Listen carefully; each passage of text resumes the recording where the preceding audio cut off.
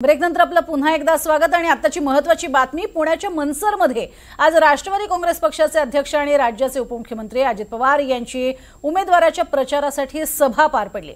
मनसर नगरपंचायत काबीज करण्यासाठी अजित पवारांची राष्ट्रवादी आणि भाजपची युती झालेली आहे। त्यांचा सामना हा शिंदेंच्या शिवसेनेशी आहे। दरम्यान आपल्या वेगवेगळ्या वक्तव्यांमुळे वारंवार चर्चेत येणारे अजित पवार पुन्हा एकदा आपल्या एका प्रश्नामुळे चर्चेचा विषय ठरले। अजित पवारांनी थेट महिला उमेदवाराला मंचावरती लव्ह मॅरेज झाले का असा प्रश्न विचारला।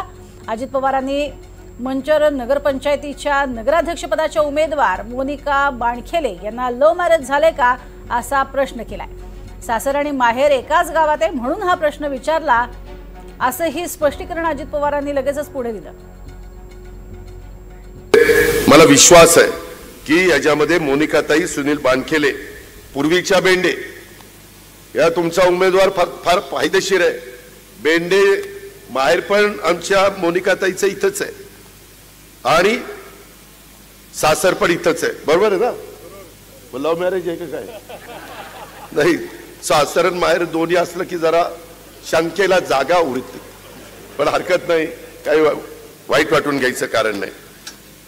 मित्रांनो, ह्याच्यातला गमतीचा भाग जाऊ द्या, परंतु ती भगिनी आपलं चांगलं काम करेल।